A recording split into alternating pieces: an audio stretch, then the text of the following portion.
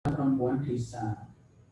Nah, suara perempuan desa ini mungkin nanti bisa dijelaskan lebih lanjut sedikit, merupakan sebuah NGO yang berkompeten untuk pelaksanaan program Desa Damai yang diinisiasi oleh Wahid Foundation. Jadi berkaitan dengan hak-hak perempuan dan juga berkaitan dengan upaya untuk mengurangi gerakan ekstremisme dan radikalisme. Tetapi yang menarik adalah suara perempuan desa ini betul-betul berasal dari komunitas wanita, ibu-ibu ya, kalangan perempuan yang aktif di lingkup desa.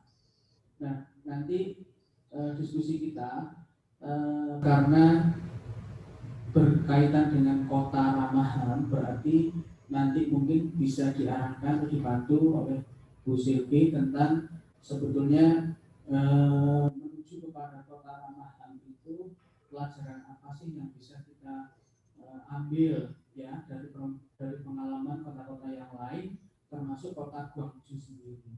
Jadi di kota tersebut sebagai informasi bahwa beberapa puluh tahun yang lalu memang terjadi gerakan sosial yang mengakibatkan kematian beberapa atau mungkin ratusan pelajar dan mahasiswa.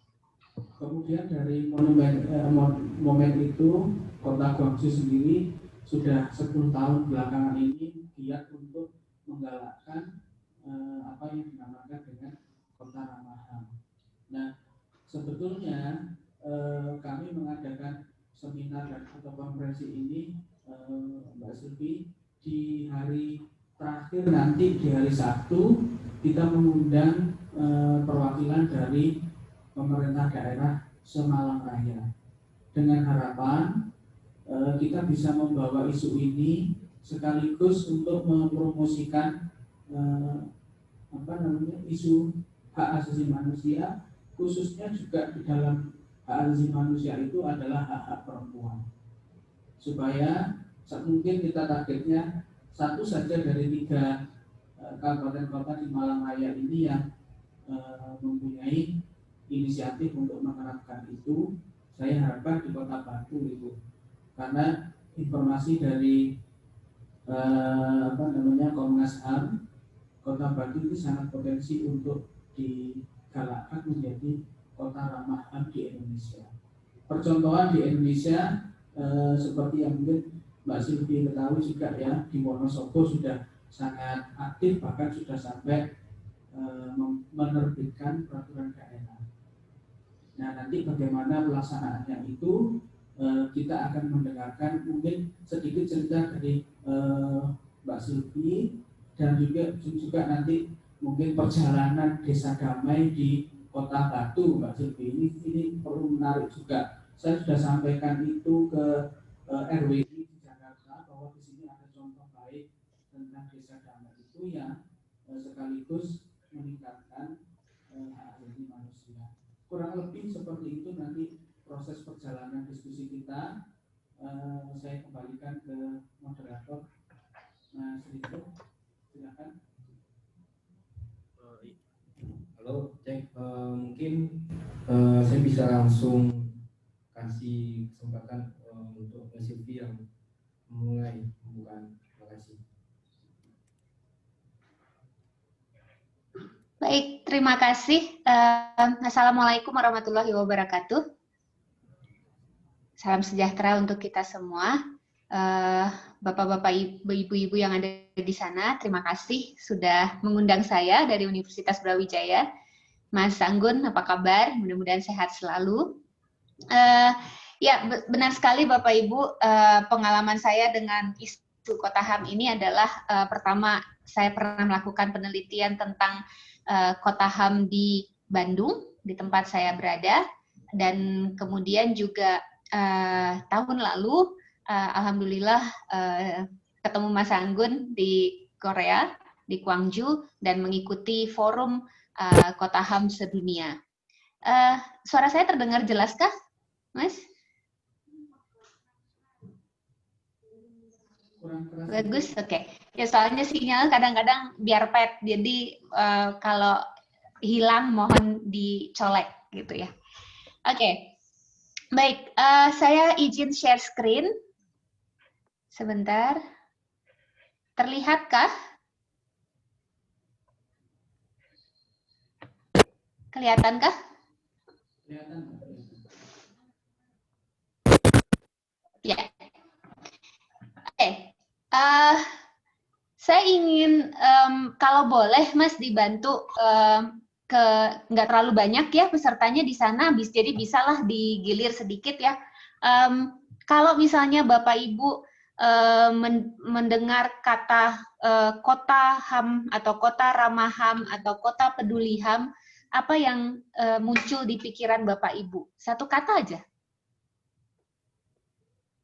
Baik, saya ulangi, saya bantu dari sini ya, Mbak. Mungkin dari peserta bisa dibantu. Apabila Bapak Ibu di sini atau adik-adik mahasiswa mendengar kata hak asasi manusia, apa hal pertama yang terlintas di benak Bapak Ibu? Monggo. Satu kata aja, satu orang.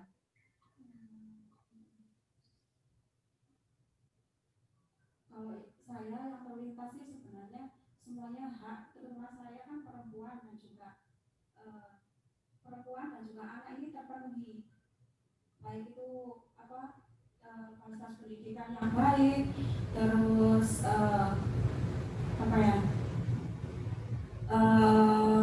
fasilitas apa yang dibutuhkan oleh para perempuan dan juga anak ini semuanya itu terpenuhi oleh pemerintah desa. Karena kalau bicara dengan masalah kota yang lain, ini saya ini fokusnya ini ke kota ramah anak, di mana hak-hak anak ini bisa dipenuhi dari desa-desa dan oleh pemerintah desa yang selama ini kurang diapresiasi oleh pemerintah desa. Mungkin hal itu memang dianggap sepele oleh pemerintah desa, tapi bagi kami sebagai pejuang dari perempuan itu bagaimana cara kita untuk menjadikan desa atau ramah anak, layak anak itu bisa terwujud. Jangankan fasilitas yang bisa didapatkan oleh perempuan dan juga anak. Kita minta perdes pun itu di pemerintahan desa itu masih bahasa Indonesianya, bahasa Jawanya itu disemayani, dijanjikan itu. Makanya saya sendiri juga sebagai perempuan itu greget sama pemerintahan desa, sama juga BPD-nya itu sama gregetan gitu, gampang itu. Kok isone apa sih dadine kebutuhane desa iki dipenuhi, tapi untuk perempuan dan juga anak ini dinomorsekiankan seperti itu. Itu menurut saya. Terima kasih. Baik, makasih Ibu. Ada yang lainkah yang bisa? Tentang HAM yang saya tangkap di sini adalah karena saya di sini juga sebagai seorang kader pilkada desa, itu adalah hak mengeluarkan pendapat khususnya untuk perempuan. Perempuan selalu dianggap sepele. Dan kadang kalau kita diundang pun itu juga tidak semua perempuan, apalagi kalangan warga masyarakat itu jarang sekali diundang. Nah, untuk di PKK-nya tuh itu juga kadang dipilih-pilih. Terus untuk mengeluarkan pendapat itu sering sekali tidak direspon. Mungkin itu saja. Baik, terima kasih Ibu.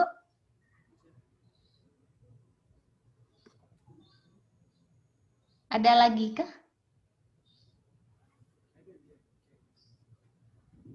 Cek.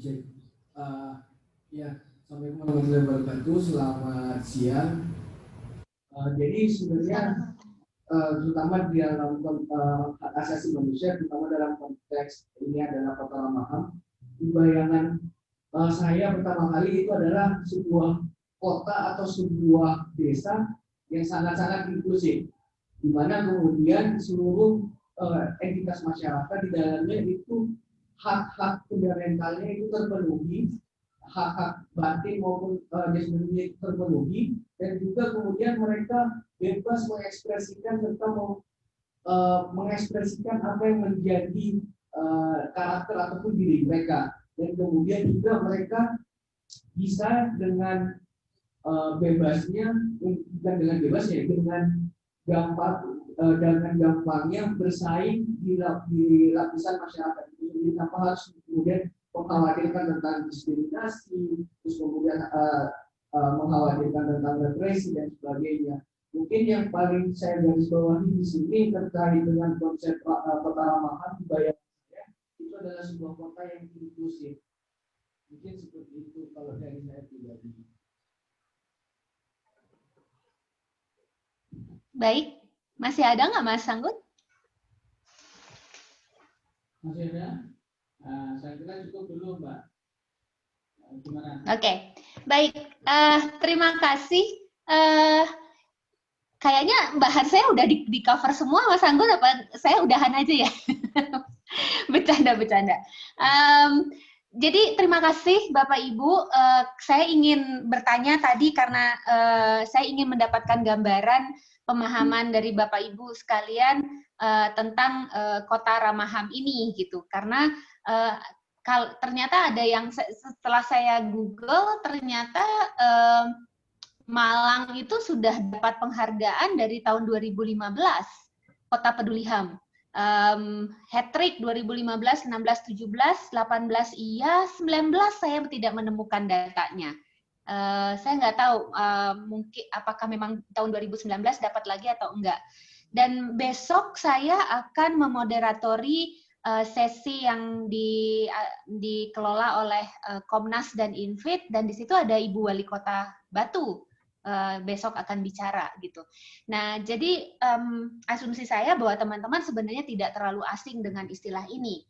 Nah, yang akan saya lakukan hari ini adalah ingin menarik pengalaman saya dengan penelitian di Bandung dan juga pengalaman di Gwangju, mendengarkan dari pengalaman teman-teman dari kota-kota lain di belahan dunia lain, dan berusaha untuk menyederhanakan apa sih sebenarnya konsep kota HAM ini.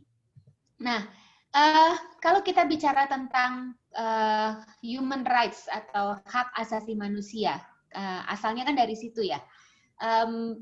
Secara teori hak asasi manusia itu bisa dibagi dua jenis. Pertama adalah yang disebut ekosok, ekonomi, sosial, dan budaya atau cultural. Dan yang satu lagi adalah civil and political rights atau hak sipil dan hak politik. Kalau disederhanakan dalam bentuk sehari-harinya adalah ekosok ini ya yang tadi disebutkan oleh Ibu yang pertama, yang hak untuk pelayanan terhadap anak-anak, nasib anak-anak seperti apa gitu. Sementara hak untuk mengemukakan pendapat, mereka teman-teman yang demo, teman-teman buruh yang sekarang sedang demo di jalan, di Bandung juga begitu, mudah-mudahan di Malang juga tidak terlalu kondusif lah gitu ya. Itu civil and political rights. Nah, kalau secara teori, maka ekosok ini tujuannya adalah untuk memperkuat institusi ekonomi dan sosial. Jadi, pemenuhan hak-hak ekosok ini dilakukan dengan cara memperkuat institusi-institusi ekonomi dan institusi-institusi sosial yang ada di kota tersebut.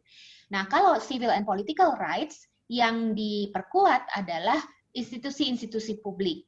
Jadi, institusi yang memungkinkan suara-suara masyarakat untuk tersalurkan. Nah, kedua-duanya bertujuan untuk mengurangi intervensi dari negara terhadap kebebasan individu.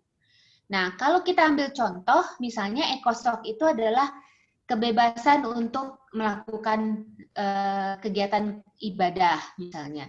Lalu kebebasan untuk melakukan kegiatan pencarian nafkah, hak terhadap pendidikan, hak terhadap pangan yang sehat. Jadi segala sesuatu yang dengan kesejahteraan. Sementara civil and political rights itu adalah misalnya kebebasan untuk dipilih, untuk memilih, untuk bersuara, kebebasan pers. Jadi yang sifatnya adalah penyaluran suara masyarakat. Nah, kalau kita bicara tentang human rights, ya kalau yang tadi itu human rights. Nah, sekarang ada human rights city concept. Nah, tadi Mas Anggun sudah menyebutkan dan mungkin juga kemarin sudah menyebutkan Gwangju Declaration on Human Rights City. Jadi di Gwangju itu kalau tadi Mas Anggun menjelaskan ada peristiwa berdarah waktu itu di Gwangju. Kalau saya sih ngelihatnya peristiwa itu kalau dilihat dari museumnya itu kayak peristiwa Trisakti. Jadi yang dimotori oleh mahasiswa, banyak yang terbunuh, cuman bedanya adalah mereka punya museum Bapak Ibu untuk itu. Jadi di universitas di sana itu ada museum yang menyimpan bukti-bukti sejarah perjuangan mahasiswa waktu itu. Ingin melihat gambarannya seperti apa? Ada satu film Korea, siapa tahu ada ibu-ibu yang suka drakor ya. Ada satu film Korea yang latar belakangnya itu adalah kejadian pada saat itu dan judulnya The Taxi Driver. Jadi pengemudi taksi driver. Silahkan, itu bisa kok di internet free.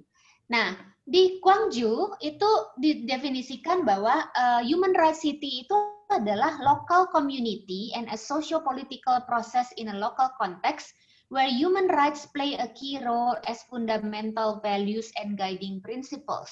Jadi kota proses di dalamnya itu didasari pada nilai-nilai fundamental dan yang berupa hak asasi manusia. Oke? Dan didefinisikan juga a city where government, residents, and all stakeholders in the city can actively and equally contribute to improve the living quality of all people. Jadi sebuah kota di mana pemerintah, penduduknya, masyarakatnya, dan semua pemangku kepentingan itu bisa bisa berkontribusi dengan cara yang sama untuk meningkatkan kualitas kehidupan masyarakat kotanya. Dan kata yang disebutkan oleh Mas yang terakhir tadi, sorry Mas saya nggak tahu namanya, ibu-ibu juga belum sempat dengar namanya, itu inklusif. Jadi kota HAM itu adalah kota yang inklusif. Intinya itu aja, sesimpel itu. Bahwa kota HAM itu inklusif yang melibatkan semua orang. Oke. Nah, buat beberapa pengalaman saya ketika melakukan penelitian di Bandung, ketika saya bertanya, kota HAM itu sensitif ya, reaksinya itu tidak langsung ramah gitu. Sebagai kota HAM ada yang tidak tahu atau ada yang enggak mau ngomong kalau soal HAM gitu. Tapi kalau bicara tentang SDGs itu lumayan fasih. Karena SDGs itu lebih populer, agenda pembangunan berkelanjutan, dan lebih lebih jinak, lebih ramah rasanya SDGs itu dibanding HAM. Karena kita di Indonesia juga mungkin punya konotasi yang agak negatif tentang HAM gitu. HAM itu berat apa gimana. Padahal sebenarnya itu kalau disandingkan kedua istilah ini mirip. Human Rights City itu diinisiasi oleh civil society. Jadi Human Rights City itu idealnya yang menginisiasi itu adalah masyarakat akar rumput, masyarakat madani. Dan kebijakan-kebijakan yang dibuat diharapkan berorientasi terhadap hak asasi manusia. Nah, kalau kita bandingkan dengan Sustainable Development Goals, itu diambil oleh pemimpin dunia, tapi mensyaratkan dukungan dari masyarakat akar rumput. Jadi SDGs pun selalu mengejar ada nggak keterlibatan masyarakat akar rumput.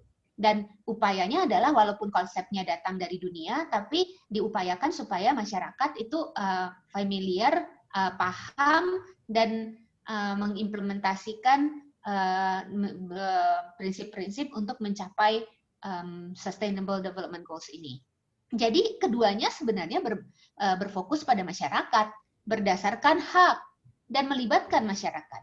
Jadi yang kami usahakan untuk disebarkan itu adalah kota HAM dan pencapaian SDGs itu kalau bisa jangan dipisah. Jadi bukan berarti untuk mencapai kota HAM itu ada upaya sendiri, untuk mencapai SDGs itu ada upayanya sendiri. Nggak gitu. Harusnya keduanya itu berjalan beriring, bahkan saling support. Begitu. Oke, kita lanjut. Nah, sedikit cerita tentang Kota Bandung. Tahun 2015, ketika Bandung itu merayakan gerakan Asia Afrika, konferensi Asia Afrika, wali kota kami waktu itu, Bapak Ridwan Kamil, itu ternyata mengumumkan diadopsinya Bandung Charter of a Human Rights City. Oke, waktu itu prosesnya adalah melibatkan sekitar 150 pemangku kepentingan untuk merumuskan Bandung Charter itu, dan dibantu oleh First ini adalah sebuah lembaga dari Jakarta yang dipimpin waktu itu oleh Pak Marzuki Darusman, dan Paham ini adalah think tank dari UNPAD. Nah, itu 2015.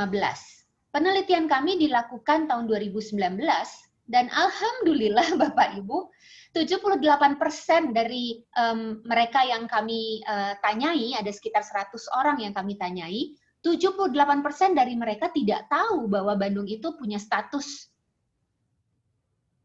Oke, 84% tidak tahu bahwa ada charter yang menyatakan bahwa Bandung itu adalah kota HAM. Dan 68% percaya tapi bahwa Bandung itu adalah kota HAM. Dan saya termasuk, sebelum saya meneliti ini, saya termasuk di antara angka-angka ini. Saya termasuk yang tidak tahu bahwa Bandung itu adalah kota HAM. Dan mirip dengan Malang, Bandung juga sudah mendapatkan penghargaan Kota Peduli HAM dari tahun ke tahun, gitu. Jadi apa yang salah ketika masyarakatnya tidak mengerti atau tidak tahu bahwa kota yang dia tinggali itu adalah kota yang sebenarnya peduli HAM. Nah, to cut the story short, jadi langsung ke intinya, tantangannya apa sebenarnya? Jadi yang terjadi itu adalah inisiatif yang tadi, yang Declaration of Human Rights itu adalah salah satu bentuk inisiasi yang dari bawah. Sementara yang Kota Peduli HAM, status penghargaan Kota Peduli HAM itu adalah inisiatif dari atas, dari pemerintah pusat. Nah, dua kekuatan nih, pertama adalah upaya untuk membangun dari bawah, sementara satu lagi adalah upaya dari pusat untuk mengidentifikasi kota-kota mana nih yang ramah HAM gitu. Nah, tantangannya adalah koordinasi yang sistematis. Jadi deklarasi yang tahun 2015 tadi cenderung untuk ditinggalkan, Bapak Ibu. Jadi yang diketahui oleh ASN, oleh perangkat Kota Bandung, itu adalah yang dari pusat, yang dari Menhukham kalau nggak salah. Nah, karena itu tiap tahun dimintai, jadi akan ada form yang harus diisi, harus di checklist. Nah, itu rupanya lebih kuat, kekuatannya lebih ada itu dibanding upaya yang dari bawah ini. Nah, ini yang membedakan Wonosobo. Wonosobo itu kekuatan dari bawahnya itu cukup kuat. Jadi benar-benar bareng-bareng berupaya mewujudkan kota ramah HAM. Kemudian tindak lanjut, follow up. Ini juga yang kami temukan di diskusi-diskusi di Gwangju waktu itu. Rata-rata menyatakan bahwa perwujudan kota HAM itu sangat bergantung kepada pimpinannya, leadership. Nah, di Bandung itu 2015 itu inisiatifnya Kang Emil. Tapi sekarang Kang Emil ada di Jawa Barat. Apakah penerus beliau meneruskan itu? Wallahu alam. Nah, itu yang selalu menjadi tantangan. Ternyata itu juga terjadi di kota-kota lain di dunia. Jadi inisiatif dari pemimpin itu penting sekali. Nah, dilalah ketika pemimpinnya pindah posisi, entah itu ke jabatan yang lain atau ke daerah yang lain, maka tidak selalu ada jaminan bahwa Kota HAM ini, pelaksanaan Kota HAM ini akan berlanjut. Oleh karena itu, kita butuh komitmen dari aparat kota. Komitmen dari aparat kota berarti begitu itu inisiatif itu dimulai, ayo segera ditanamkan di dalam jiwa dan raga aparat kotanya, sehingga itu menjadi sesuatu yang sistematis. Kemudian ada keterbatasan waktu dan sumber daya. Memang perwujudan ini tidak akan mudah, pasti akan membutuhkan tenaga ekstra, membutuhkan biaya ekstra, karena kita bicara tentang kebutuhan yang sangat beragam dan berupaya memenuhi kebutuhan-kebutuhan tersebut. Dan seringkali kalau kita bicara tentang pemenuhan kebutuhan, biaya itu, budgeting itu paling menantang. Kami tahun ini juga masih berusaha mengikuti pelaksanaan Kota HAM dan SDGs di Bandung, dan kami ikut keliling ke kecamatan-kecamatan, tim kami ikut musrenbang, dan saya bawa mahasiswa, dan beberapa mahasiswa saya berkomentar, Mbak, itu kenapa ya, apa-apa lampu penerangan jalan, apa-apa bikin jalan, jadi selalu yang dijadikan proyek untuk usulan itu adalah infrastruktur. Bukan berarti infrastruktur tidak penting, bukan berarti infrastruktur tidak memenuhi, tidak bisa digunakan untuk memenuhi hak, betul. Tapi agak jauh dari kebutuhan-kebutuhan seperti perlindungan terhadap perempuan, kebutuhan terhadap anak, itu rada jauh. Kadang-kadang muncullah logika seperti, iya kita bikin lampu penerangan jalan supaya kalau ibu-ibu kita pulang malam nggak diapa-apain orang gitu. Jadi kadang logikanya rada-rada maksa gitu. Jadi perempuannya dimasukin itu agak dipaksakan gitu. Oke, kemudian sumber standar pemenuhan HAM itu beragam. Jadi di Indonesia sekarang ada yang kalau kita sederhanakan, ada inisiatif dari pemerintah pusat melalui award Kota HAM. Itu satu. Yang kedua adalah inisiatif yang datang dari akar rumput yang sebenarnya didorong oleh gerakan yang mendunia, yang Human Rights City ini. Jadi kalau yang Human Rights City itu mereka tidak cenderung bekerja dengan langsung pemerintah pusat, tapi mereka langsung ke pemerintah kota, dan mereka di Indonesia itu bekerja dengan Komnas HAM, dengan Infit, jadi lebih ke civil society. Nah, tapi yang terjadi adalah top down nampaknya sampai sekarang lebih dominan daripada bottom up.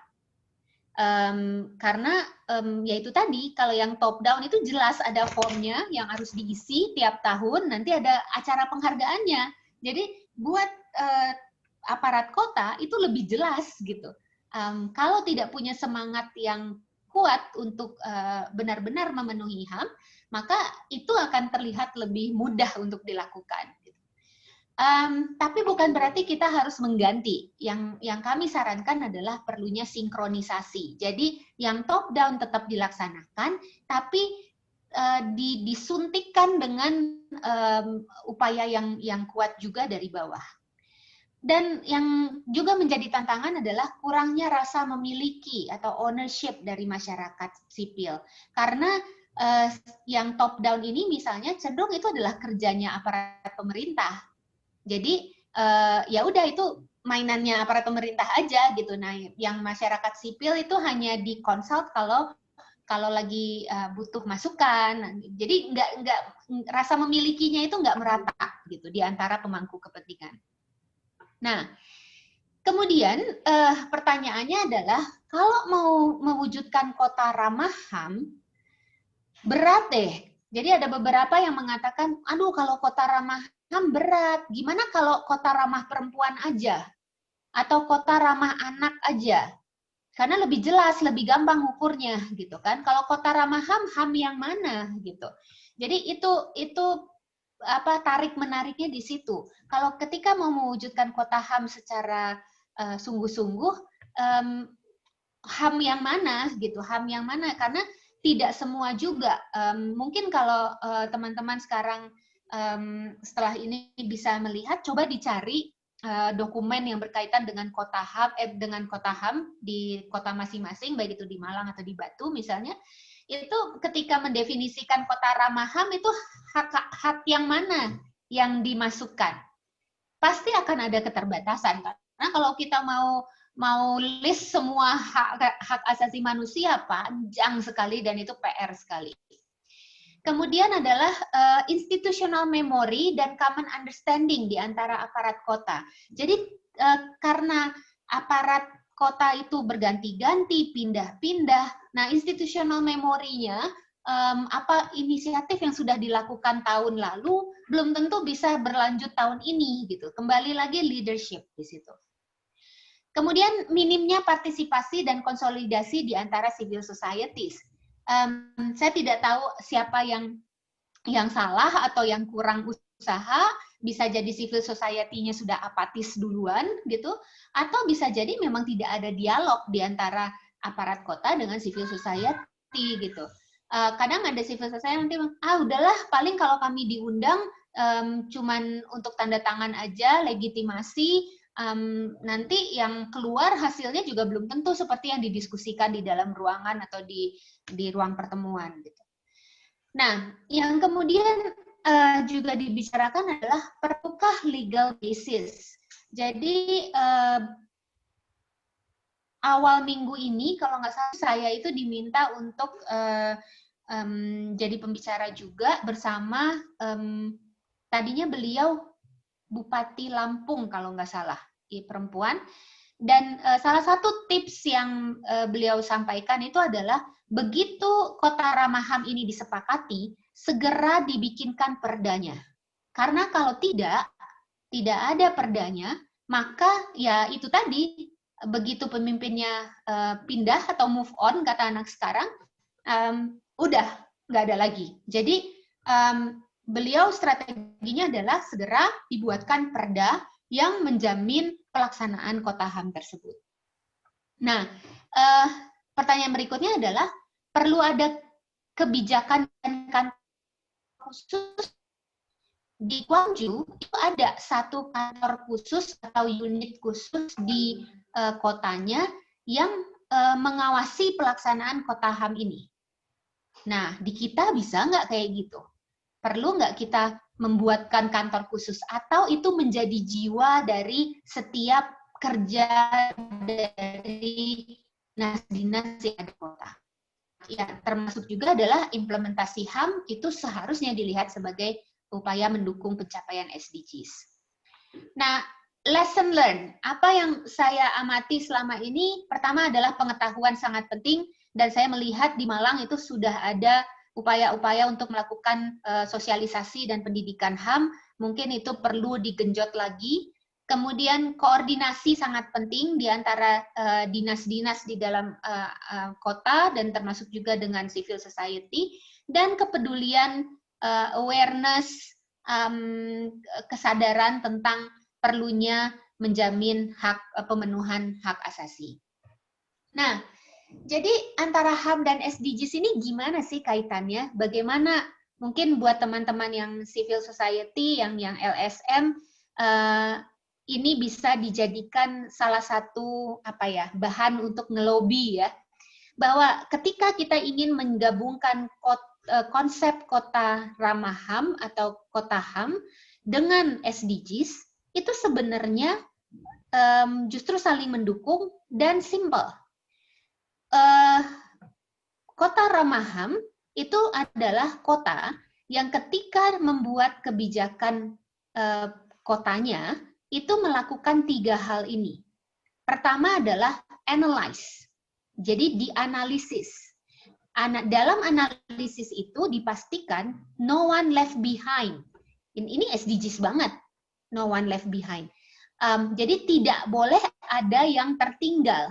Kalau ada yang kurang, apa yang harus dipenuhi? Jadi kalau tadi Ibu mengatakan, kalau Ibu mengatakan tadi, iya kalau anak-anak, perempuan itu kayak nggak didengar. Nah itu, jadi setiap membuat kebijakan, kota tersebut harus memastikan semua bagian dari masyarakatnya itu masuk ke dalam pertimbangan dalam kebijakan tersebut. Yang kedua, partisipatori. Jadi pembuatan kebijakannya itu adalah partisipatif, sehingga semua ada, semua perwakilan ada. Nah, salah satu yang kami perhatikan ketika kami ikut Musrenbang Kecamatan di Bandung kemarin adalah memang sudah ada mekanisme itu, bahwa ketika Musrenbang itu harus ada perwakilan siapa gitu. Nah, tapi yang belum bisa dipastikan itu adalah apakah orang yang datang itu benar-benar mewakili suara masyarakatnya. Karena Bapelitbangnya sendiri menyadari bahwa kayaknya yang datang itu tidak mewakili deh. Dia hanya orang yang available, orang yang memang bisa datang gitu. Dan dari tahun ke tahun dia terus yang datang gitu. Nah, itu yang perlu diperbaiki. Empower and transform for the long run. Jadi dipastikan bahwa setiap kebijakan kota itu bukan hanya, kalau istilah kita tuh di Indonesia, bukan cuma ngasih ikan, tapi ngasih pancingnya. Jadi kebijakan atau proyek yang tujuannya bagi-bagi sembako atau bagi apa, itu harus perlahan-lahan dikurangi dan digantikan dengan proyek-proyek yang memberdayakan masyarakatnya. Nah, kalau 3 ini sudah dilakukan, sebenarnya sudah menuju situ gitu. Jadi kota HAM-nya sudah nampak di ujung sana gitu. Oke. Nah, untuk itu rekomendasi yang biasanya kami sampaikan adalah, pertama adalah interaksi antara pemerintah dan akar rumput perlu dijaga. Dan tentu saja interaksi yang bermakna, interaksi yang keduanya saling mendengarkan gitu, dan keduanya bebas mengemukakan buah pikirannya. Kemudian tentukan sasaran, jumlah dan jangkauan. Seperti yang tadi saya katakan, HAM itu banyak turunannya. Jadi kota HAM itu nggak ada pakemnya. Pakem yang harus misalnya harus memenuhi sekian banyak HAM, enggak. Salah satu ciri khas kota HAM itu adalah setiap kota bisa mendefinisikan sendiri format dari kota HAM-nya mereka. Jadi apa yang mereka bayangkan tentang kota HAM itu silahkan. Misalnya Bandung itu salah satu hak yang dimasukkan di Bandung itu adalah hak kreativitas. Jadi di deklarasi itu Bandung memasukkan hak untuk berkreasi. Ya, secara kata anak-anak, kalau teman-teman angkatan 90-an mungkin tahu Bandung itu gudangnya artis kan. Jadi banyak band-band dari Bandung yang hijrah ke Jakarta jadi artis nasional gitu. Jadi itu bayangan pemerintah kotanya tentang kota Bandung adalah kota yang kreatif gitu. Jadi itu dimasukkan. Ownership, rasa memiliki dari awal itu harus disebar ke semua. Karena kalau enggak ya udah nggak peduli. Gitu. Konsistensi, jadi stamina untuk ini harus terus dijaga, kalau tidak ya menyerah di tengah jalan. Konsolidasi di antara civil societies, jadi di antara LSM, di antara penggiat-penggiat itu harus konsolidasi. Kita harus bisa self-kritik, jadi kadang-kadang tantangannya adalah kepada kita-kita yang berada di luar pemerintah adalah kita tuh berupaya mempengaruhi pemerintah, tapi dalam prosesnya kitanya juga saling bersaing gitu loh. Jadi saya nggak cuma bicara tentang LSM, saya juga bicara tentang universitas gitu. Jadi antara universitas saya dengan universitas-universitas lain di Bandung itu juga berlomba-lomba untuk bisa masuk ke pemerintah dan mempengaruhi. Dan nah itu mungkin salah satu titik lemahnya, seharusnya ya kerjasama gitu. Kemudian breakdown konsep kota HAM ke dalam kebijakan yang implementable. Jadi nggak harus kebijakan tentang HAM, enggak. Ini benar-benar terserah kita mau mendefinisikannya seperti apa, asal tujuannya adalah pemenuhan hak itu. Dan pastikan pemahaman bersama bahwa konsep kota HAM dan SDGs itu saling mendukung, bukan pilihan, bukan yang bertentangan. Lalu kenapa sih kita butuh human rights cities? Karena because it is in the cities and local communities that life happens. Jadi karena kalau sekarang pandangannya adalah Mas Anggun juga dari hubungan internasional, kalau dulu kita bicara globalisasi dan segala macam gitu kan ya, semua pengen go internasional, tapi bentuk globalisasi masa kini itu adalah menyadari bahwa kota itu penting. Jadi balik lagi ke satuan yang lebih kecil, dan di kota itulah local communities ada, aktor-aktornya ada, dan disitulah kehidupan yang sebenarnya terjadi.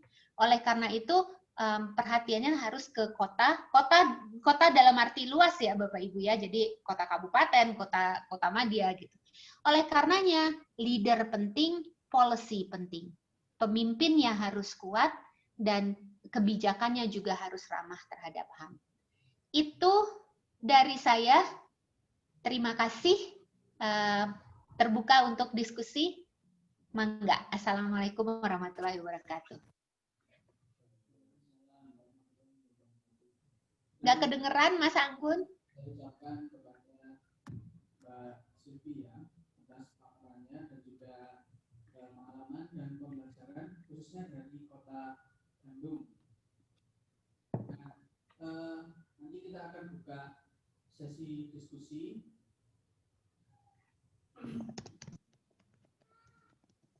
Saya agak mengambil posisi ini.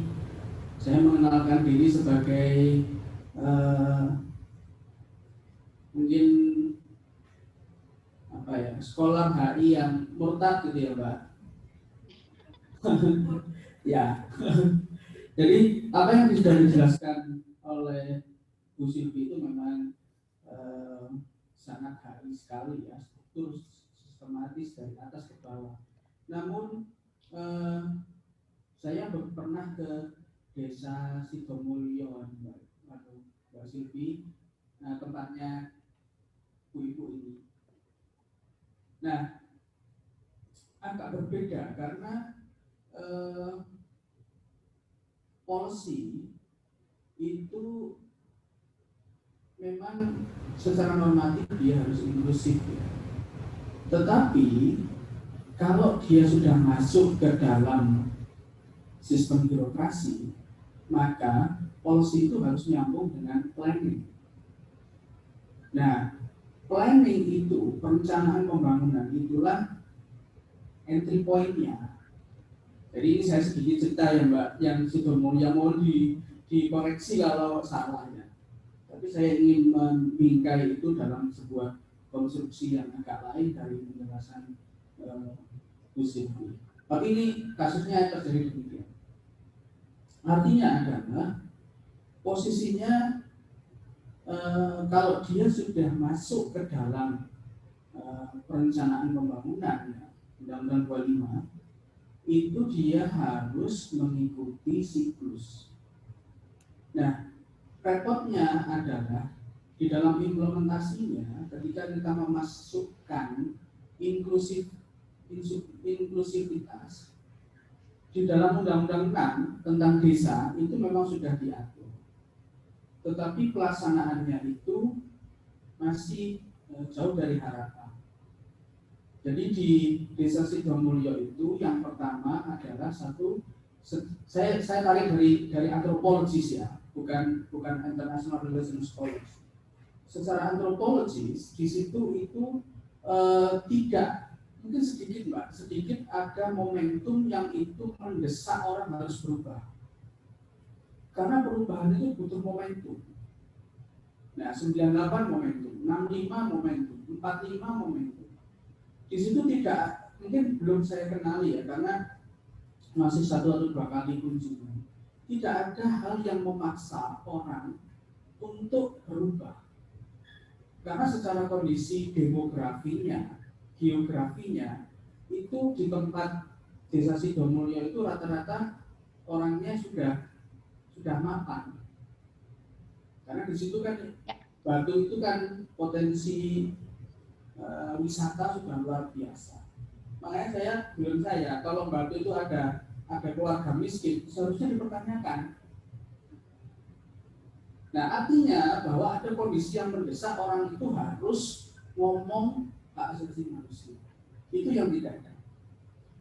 Secara sosiologis, struktur society yang ada di desa itu, itu tidak menjadi sistem yang ramah terhadap perempuan. Perempuan itu tidak pernah diundang, sudah diremehkan dari awal.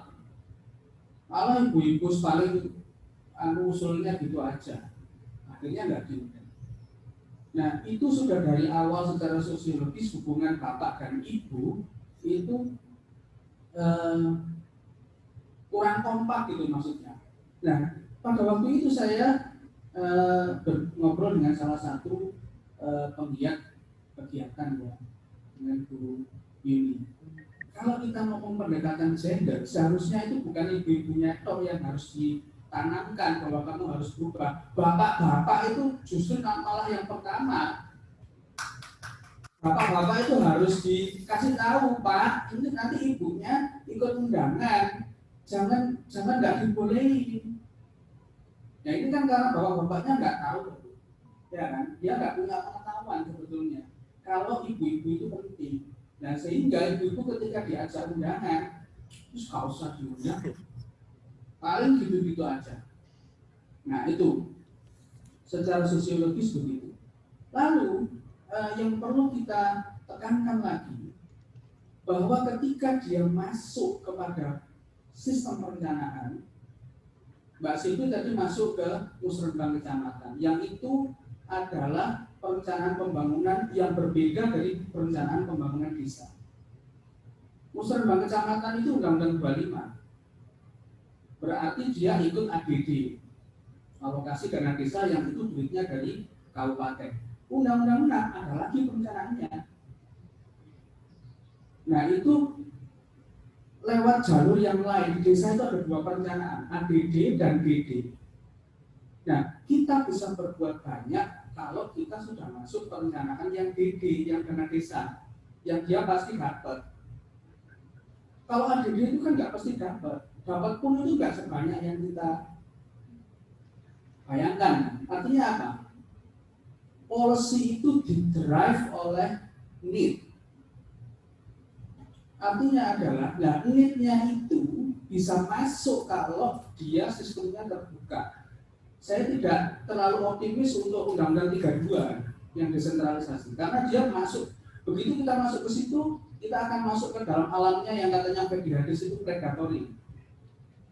Enggak masuk situ. Salah satu entry point-nya ya masuk kepada siklus perencanaan pembangunan desa. Yang di situ ada MKP, ada nggak MKP? Musyawarah khusus perempuan.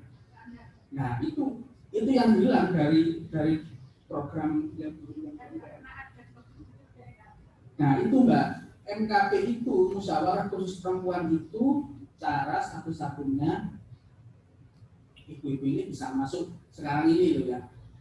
Nah, ada mekanisme yang lain yang itu saya klasifikasikan sebagai positive output tapi dari unintended atau side effect-nya program. Yang itu mendorong ibu-ibu ini menjadi empower. Nah, ceritanya begini, kalau banyak program masuk, ya salah satunya Desa Damai ini dari Wahid Foundation. Ibu-ibu ini kan diajari diajari bikin proposal, ya kan? Diajari bikin keterampilan, terus diajari bikin pembukuan. Nah itu sebetulnya salah satu jalan mereka menjadi empower. Artinya kita bisa saja menembak langsung kepada policy human right village ya. Aku nggak ngomong human rights city, terlalu predatory nanti ke situ. Human rights village aja kita masuk. Nah, dari situ unintended output itu yang kita gunakan untuk empower mereka. Di desa Sidomulyo itu Mbak, dia diajari keterampilan apa namanya? Nah, ya keterampilan itulah nanti dengan yang cerita. dari situ sebetulnya BUMN itu kan tertransform dari under empowered menjadi empowered.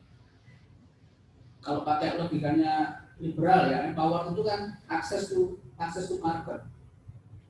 Sehingga dari situ kita bisa beroptimisme atau punya optimisme di situ. Nah, kembali lagi kepada yang kasus ini Mbak ya, aku ngomong yang implementasi aja ya. Ada antropologi, sosiologi. Nah ini ada kaitan antara keterlibatan institusi desa. Hubungan antara program desa damai, kalau nggak salah itu, dengan aparatur desa, itu hubungannya itu kalau garis titik, cuma ngasih tahu, Pak ini ada kegiatan gitu, Pak ini ada kegiatan ini dari desa damai. Dia tidak masuk kepada perencanaan pembangunan desa. Kalau dia masuk ke dalam perencanaan pembangunan desa, artinya dia punya akses untuk dana. Kalau dananya AGD itu ada dua posnya, ada pembangunan dan pemberdayaan. Masuknya ke pemberdayaan. Nah, ketika dia masuk ke situ menjadi RKP desa, rencana kerja pemerintah desa tahunan, RKP tahunan, maka disitulah mulai nanti dirintis bahwa oh ini ada haknya anak kok, ada haknya ibu-ibu. Maksudnya lewat situ. Nek ke kota kabupaten menurutku terlalu jauh Mbak, masih terlalu jauh. Belum lobby politiknya, habis nanti akan kita di situ. Nah sehingga kata kuncinya itu kan ini sebetulnya programnya adalah konsepnya itu kan sudah bagus dari Bangsu dan dari teman-teman yang harus pasti kalau konsepnya is almost beautiful. Tetapi adalah implementasinya gimana? Nah, implementasinya itu yang sekarang ini potensi untuk dikembangkan itu masuk lewat perencanaan. Karena dia supaya masuk ke siklus Undang-Undang 25. Begitu dia nggak masuk ke siklus, kita nggak bisa mempertanyakan sustainability-nya. Bisa-bisa Setuju. outputnya sudah lemes. Tapi kalau dia masuk ke RKP desa, ada pendanaan, ada pendampingan, ada pengarahan, mau nggak mau dari pemerintah desanya.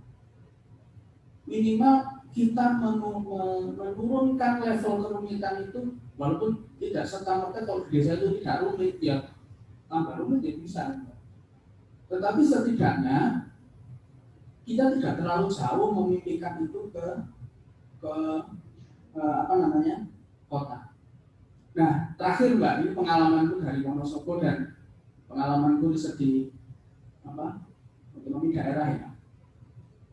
Policy itu didrive oleh yang namanya local champion. Jadi di dalam literatur tentang otonomi daerah itu ada yang namanya local champion. Siapa itu? Kalau di Wonosobo itu ada Mas Fahmi. Dialah lokal championnya. Biasanya lokal champion itu karakteristiknya umur 30-an sampai 40-an. Dia graduate from overseas university. Dia di-training oleh donor. Dan dia posisinya kalau di Bapeda dia adalah kabitnya. Artinya kita sudah memetakan sampai sedetail itu gitu loh. Nah, kalau ada Mas Fahmi yang lain di dalam kabupaten, khususnya Bapeda ya Mbak, karena dia leading sektornya koordinasi perencanaan, kita masih bisa berharap. Ini cerita dari Wonosobo. Nah, yang LSM lokal ini kayak SPD, Suara Perempuan Desa yang di Kota Batu itu ngompor-ngomporin. Harus ada cantolan Mbak, 1 atau 2 orang di kabupaten, ya SKPD-nya itu Bapeda Kota mestinya. Itu yang dia akan terus ngompor-ngompori. Nah, cuma Mbak Silvi, kelemahannya champion ini ada. Satu yang Mbak Silvi bilang, kena rotasi.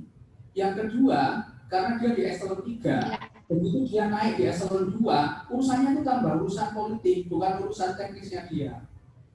Nah, itu yang membuat local champion itu dari pintar, dari bodoh. Karena kehabisan energi diajak kabarnya ya atau mungkin kepala dinasnya untuk melobi ke dewan. Jadi range-nya itu nggak lama, posisinya dia sebagai eselon 3 dengan umur range 30 sampai 40 itu nggak lama, nggak akan lama. Sehingga kita maksimalkan di situ.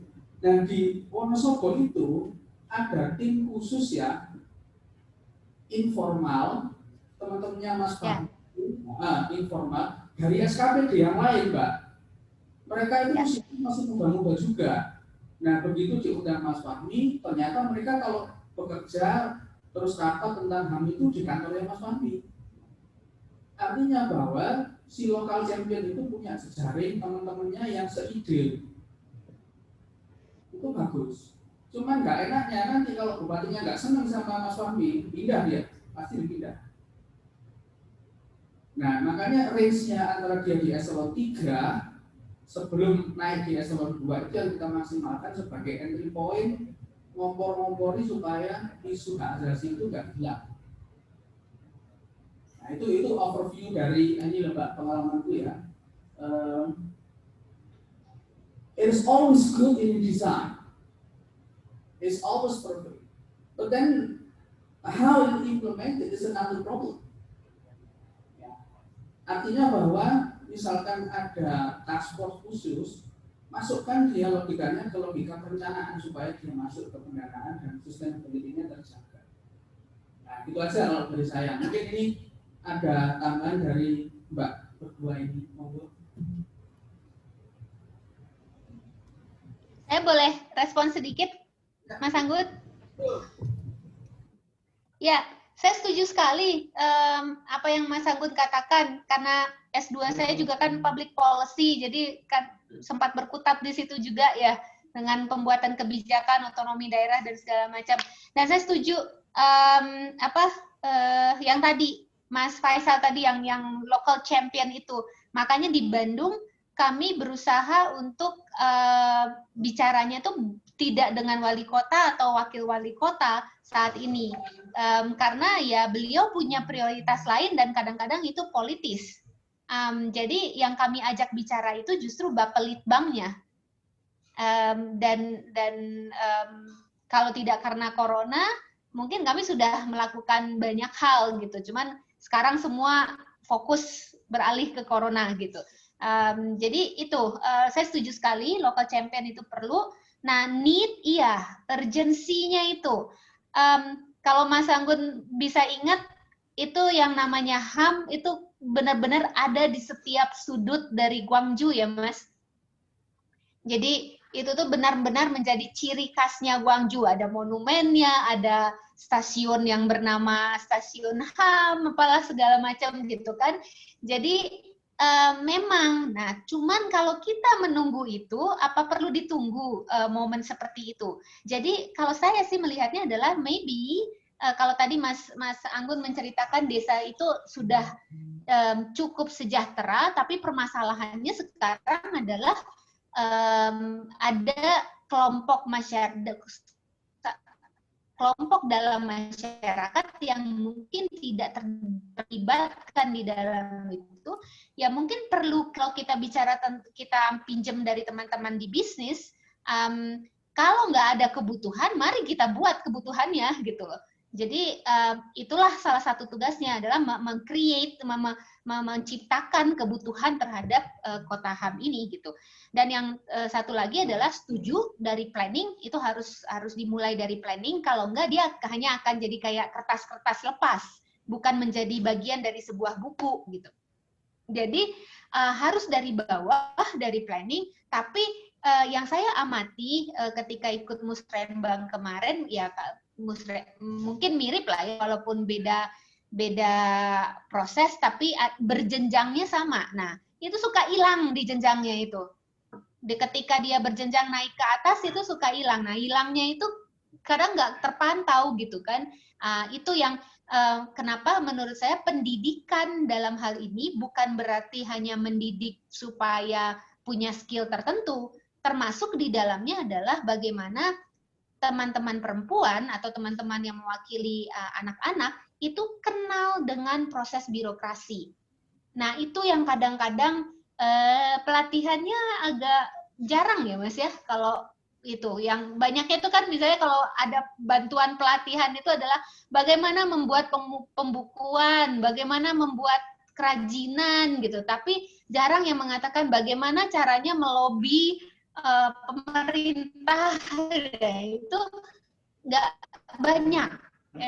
Selain sensitif juga tidak langsung terlihat hasilnya. Jadi mungkin UB mungkin bisa mengambil porsi itu di Malang dan sekitarnya. Jadi akses terhadap birokrasi. Nah, itu yang pendidikan seperti itu juga diperlukan. Itu respon sedikit dari saya. Silakan dilanjutkan, Mas.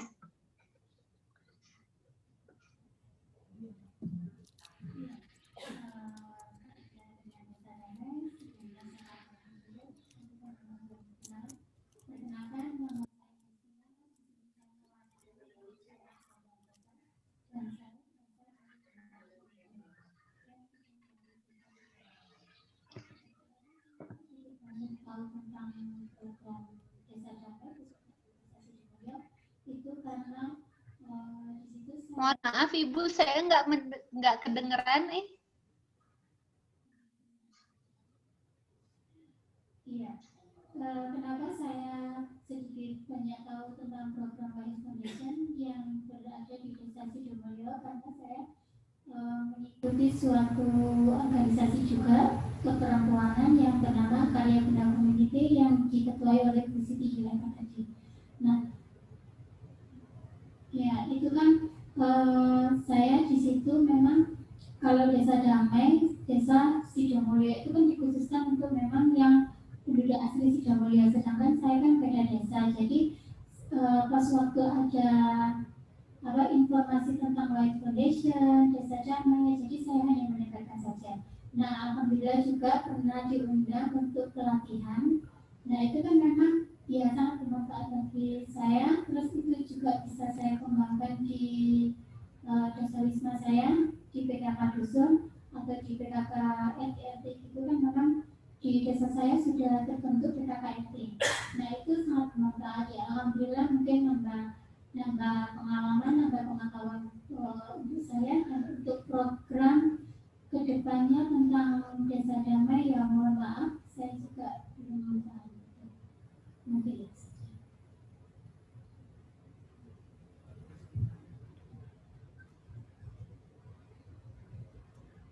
Baik, ini Mbak, kata kuncinya sebetulnya itu kalau di development study itu capacity building sebetulnya. Akses menuju kepada understanding tentang sebuah konsep gede itu memang di situ.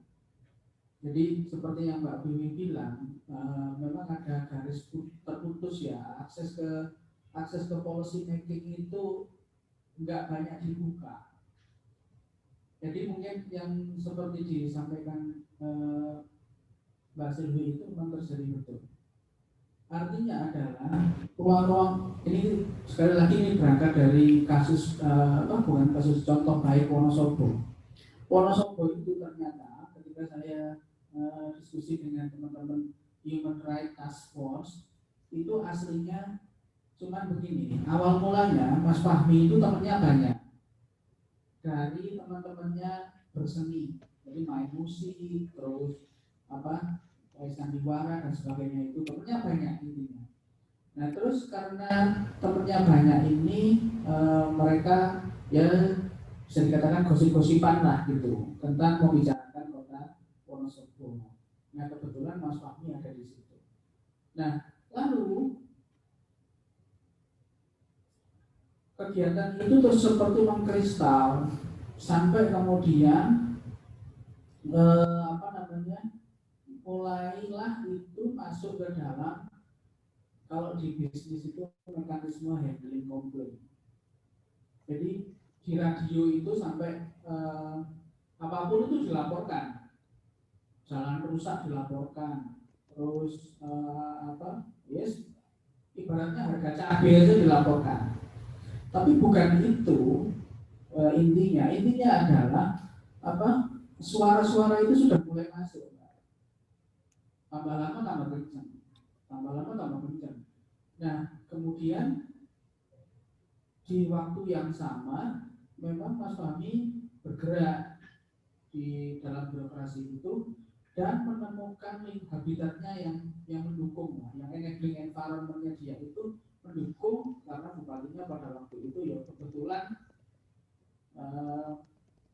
mempromosikan HAM.